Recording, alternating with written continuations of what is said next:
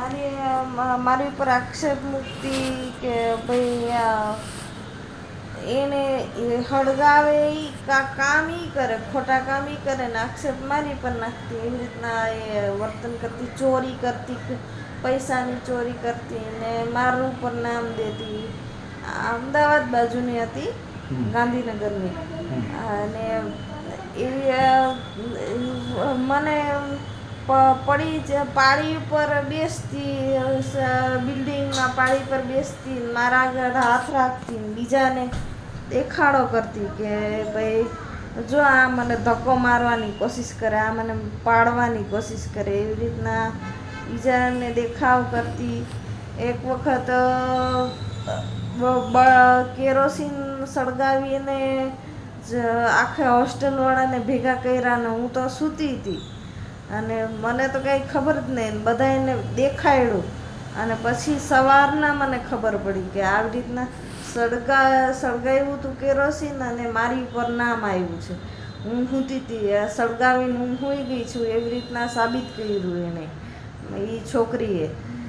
આવી રીતના એ છોકરી વારંવાર એવી રીતના આક્ષેપો મૂકતી.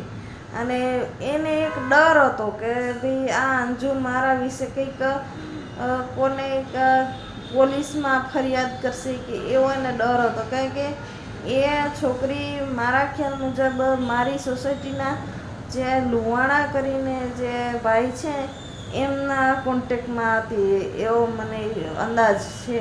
કારણ કે એ તો જ આવું રીતના એ છોકરી મારી સાથે આક્ષેપો કરે, મારા વાંક, મારા ભૂલ બીજાઓ પાસે કે ભાઈ આ તો સારી નથી, આ તો આને કંઈ આવડતું નથી, એવી રીતના બધા પાસે કહેતી. અને છેલ્લે મેં સાયકેટ્રિકને પણ કીધું, સાયકેટ્રિક પાસે દવા લેવા ગઈ કે ભાઈ આવી રીતના ગુસ્સો કરે છે ને એમ. તો એમને કીધું કે ભાઈ તું એ છોકરીને બોલાવ. તો એમણે એ છોકરીએ ના પાડી કે મેં તને કીધું તો હતું કે મારાથી ભૂલ થઈ ગઈ હતી પણ મેં તારી ઉપર નામ આપ્યું, તારું નામ આપ્યું. એવી રીતના એ મારું નામ આપીને આંખે ભૂલ કરીને મને બદનામ કરવાની કોશિશ કરતી. અને એ છોકરી એ છોકરીને કોઈક પૈસા રૂપિયા આપતા, કોઈ એને સારી જોબ મળશે, સારી જોબ અપાવીશ એવી એને લાલચ આપતા. તો આના કારણે જ એવું કરી શકે. નકર એને ફ્રેન્ડ હતા એ પણ ગુંડા ટાઈપ હતા. એવી રીતના બધું એ છોકરી આવી રીતના હોસ્પિટલમાં જતી હતી. એ ફર્સ્ટ યરમાં હતી પણ એ હોસ્પિટલમાં જતી. તો ફર્સ્ટ યરમાં તો હોસ્પિટલમાં જવાય નહીં, છતાં પણ એ હોસ્પિટલમાં જતી અને ત્યાંથી મારા ખ્યાલ મુજબ એ ડ્રગ્સના ઇન્જેક્શન લાવતી હતી. અને એ લગભગ હું સૂતી હોય ને કદાચ મને એવી રીતના ઇન્જેક્ટ કરતી હોય ને એવું મને ખ્યાલ છે. કારણ કે એ છોકરીએ મને પૂરેપૂરો હિપ્નોટાઇઝ કરી નાખી હતી. એના એ બોલે અહીંયા જવાનું, એ કે અહીંયા જવાનું, એ કે ખાવાનું, એ કે પહેરવાનું, એવી રીતના એને મને હિપ્નોટાઇઝ જ કરી નાખી હતી. એક આખું વર્ષ હું એના કયા ઉપર રહી અને પછી મને એના દ્વારા જ મને હોસ્ટેલ છોડાવી અને હું હોસ્ટેલ છોડીને ઘરે આવી. ને એ છોકરી આવી રીતના મને હિપ્નોટાઇઝ કરેલી હતી.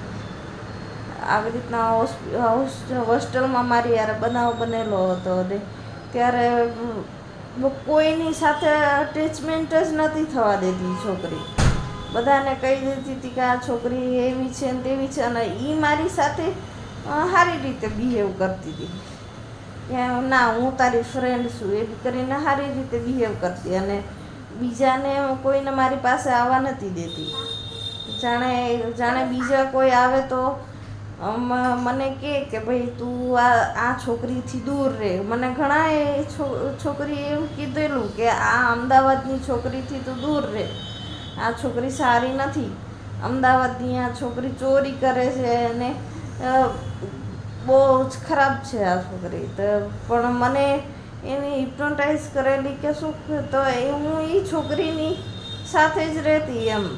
એ છોકરી સાથે ઉઠવા બેસવાનું એ છોકરી સાથે જ રહેતું મારે.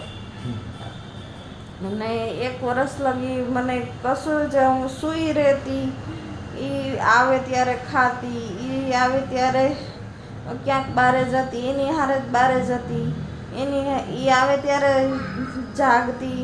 એવી રીતના એની સાથે જ હું ઉઠવા બેસવાનું હતું મારે. અને પછી એકદમ એને બોલવાનું બંધ કરી નાખ્યું કે ના, આ અંજુ હારે મારે બોલવાનું બંધ કરી નાખવું પડે, નકર અંજુ ગમે કંઈક મને પ્રશ્ન કરે કે એમ કરીને એને પછી મને બોલવાનું બંધ કરી નાખ્યું ને એ અટેચમેન્ટ છોડી નાખ્યો, એને તોડી નાખ્યો. એવી રીતના આવી રીતના બનેલો છે.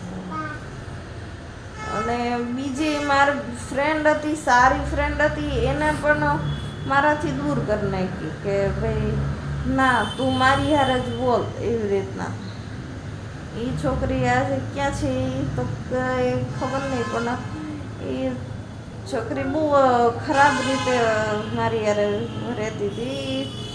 નથી, મને કદાચ મોટે ભાગે હિપ્નોટાઇઝ જ કરી નાખતી હતી, કારણ કે એ જેમ કહેતી એમ જ હું કરતી હતી. તમને શું નુકસાન થયું? એનાથી મને નુકસાન એ થયું કે હું ભણવામાં ધ્યાન ન આપું, નહીં વાંચું, લખું, બસ સૂઈ જ રહો. ખાવાનું ને ખાઈ પીને સૂઈ રહેવાનું, એ જ નુકસાન. અને મારું ભણવામાંથી ધ્યાન જ ઉઠાવી નાખ્યું. એ મને હિંમત હારાવી નાખવાની જ વાત કરતી, મને ડિપ્રેશનમાં ડિપ્રેશનમાં જવાની જ વાત કરતી કે ઓલી છોકરી, એક છોકરી બિલ્ડિંગમાંથી કૂદકો માર્યો હતો, એક છોકરીએ સુસાઇડ કરી નાખ્યો હતો. અને આવી રીતના સૂઈ રહેવાનું ને એવી રીતના એ મને ખોટા જે સલાહો આપતી. અને એવી રીતના હું ત્યારથી જ હું ડિપ્રેસ થઈ હતી. અને તમારી ઉંમર કેટલી હતી ત્યારે? મારી ઉંમરે 21 વર્ષની હતી. 21 વર્ષની ઉંમર હતી. આમ તમને સાચું ખોટું શું કહે છે ખબર નહીં પડતી હોય એવું લાગે છે? ના, એ શું કહેવા માંગે છે? હા, સાચું ખોટું એ શું કહેવા માંગતી, એ મોબાઈલમાં બહુ જ વાતો કરતી કે હું આને મારી નાખવાની કોશિશ કરું છું, પણ એ મરીતી નથી, મારાથી નથી મારી શકાતી ને એવી રીતના એવી કંઈક વાતો કરતી. પણ એ ઘણી વખત મને પણ બિલ્ડિંગે લઈ જતી એકલી.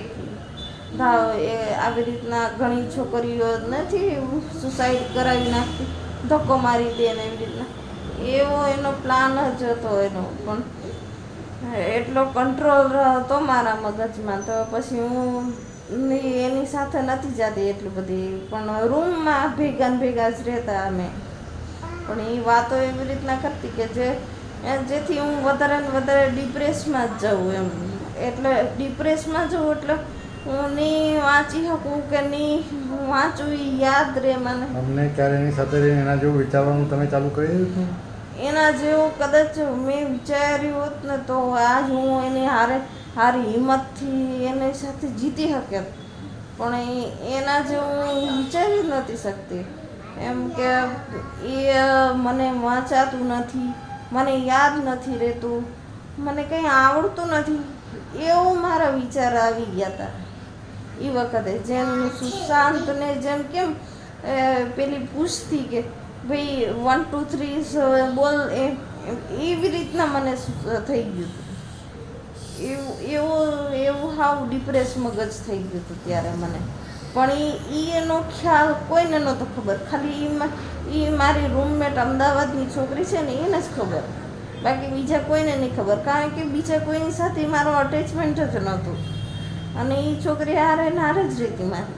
ઘરના લોકો સાથે હું અઠવાડિયે 2 અઠવાડિયે જતી અને જઈને પાછી આવી જતી, સાંજે જતી, સવારના પાછી આવી જતી. એટલે એટલું બધું કંઈ ઘરના લોકો સાથે કોઈને કંઈ વાત જ નથી કરી શકતી કે ભાઈ મારી સાથે આવી રીતના આમ થાય છે, આ છોકરી મને આવી રીતના ડિપ્રેસ કરે છે, કે હું એવું કંઈ કહી જ નથી શકતી. ત્યાં સાયકેટ્રિક પાસે ગઈ તો એ મેં કશું નહીં કહી શકી. કે ભાઈ મારી સાથે આવી રીતના બનાવ બન્યો હોય, કે આવી રીતના આ છોકરી મને હરેસમેન્ટ કરે છે, કે ડિપ્રેસ કરે છે, કે આવી રીતના, એવું હું કંઈ જ નથી. આ તો હવે આટલા વર્ષ પછી મને સમજાય કે આવી રીતના મારી યારે બનાવ બનેલો છે, તો જ હું એવું થાય, ન કરે એવું બને નહીં. મોટે ભાગે એવું ન બને કે કારણ વગર ડિપ્રેસ બની જાય, કે હારી જાય, હિંમત હારી જાય. એમ. એટલે એ બાબતનું તમને આજે પણ યાદ તો છે જ આવું થયું હતું એ? હા, આજે સમજાય, હવે સમજાય. નકર ત્યારે કેટલા વર્ષ થઈ ગયા બાબતને? એ બાબતને લગભગ 7-8 વર્ષ થઈ. 7-8 વર્ષ પછી ખબર પડી કે એ વસ્તુ ખોટી હતી? હા, એ વસ્તુ ખોટી હતી. એવામાં ખ્યાલ નતો આવતો? હા, એવામાં મને કશો ખ્યાલ નતો આવતો. અને એની દરેક બાબત તમને સાચી લાગતી? સાચી લાગતી મને. અને એ બાબતને તમે ફોલો બી કરતા? હા, ફોલો કરતી હું. હા, કાયદેસર ફોલો કરતી. ભલે પરિણામ ખરાબ આવે તો પણ? હા, એ જ્યાં મને લઈ જતી ને એ ગલીમાંથી, આ ગલીમાં છોકરા ઊભા હોય, અહીંયાથી ન જવાય એમ કહેતા હોય, તો એ છોકરી મને એ ગલીમાંથી ને લઈને જાતી. એવી રીતના. એવું કેમ કરતી? હા, એ છોકરી બસ મને કે તું છો ને એટલે મને કંઈ બીક નથી, મને હિંમત આપતી એ છોકરી. અને એ છોકરી મારી યુઝ કરતી, એમ યુઝ કરતી કાયદેસર. અને એ છોકરી એને જ્યાં જવું હોય ને ત્યાં એ મને હારે લઈને જતી. જ્યાં જવું એટલે ક્યાં? એ શેરીમાં સિગરેટ લેવા જતી તો મને હારે લઈને જતી. શેરીમાં એને બગીચામાં જવું હોય તો મને હારે લઈને જતી. એટલે બગીચામાં કોઈને મળવા જતા કે એમ જ જતા? એમ જ જતા પણ એ મને હારે લઈને જ જતી. એવી રીતના બહુ મને એને હરેસમેન્ટ બહુ કરી નાખી, એમ ડિપ્રેસ બહુ કરી એની છોકરીએ, મને બહુ ત્રાસ આપ્યો. પણ ત્યારે મને ખબર નથી પડતી કે આ છોકરી મને હું કંટ્રોલ નથી કરી શકતી. મને સમજાતું હતું કે આ છોકરી મને હરેસમેન્ટ કરે છે, ડિપ્રેસ કરે છે, પણ હું મારા મગજથી એને કંઈ કરી નથી શકતી. એમ ના મારે નથી આવું, કે ના એમ હું નથી કહી શકતી. ના નતા પાડી શકતી? હા, ના નથી પાડી શકતી. મિત્ર, આ એક વ્યક્તિ છે, દર્દી છે, એમની તકલીફ વિશે અને એમના સ્વભાવ વિશેની જાણકારીમાં એમને જણાવ્યું છે. એમના સાથેના મિત્ર અથવા પિયર પ્રેશર આપણે જે કહીએ કે દોસ્તો કેવા છે, સંગ કેવો છે, એની અસર આપણા પર કેવી પડતી હોય છે. અને ઘણી વખત એ અયોગ્ય અથવા ખરાબ કે નુકસાનકારક હોય તો આપણે કદાચ ખબર ના પડે તો ખબર પડે તો એમને ના પાડી શકાય. જેના કારણે લાંબા ગાળે ઘણી બધી તકલીફ આપણા પર પણ પડતી હોય છે. સ્વભાવમાં, આપણા વર્તનમાં, આપણા ચારિત્ર પર પણ ઘણી બધી તકલીફ પડતી હોય છે. એટલે આ બાબતમાં દોસ્તોમાં બહુ ધ્યાન રાખવું, કઈ બાબત ન કરવી, કઈ બાબત કરવી અને ક્યાં ના પાડવું એ તમને ખાસ જરૂર આવડતું હોવું જોઈએ.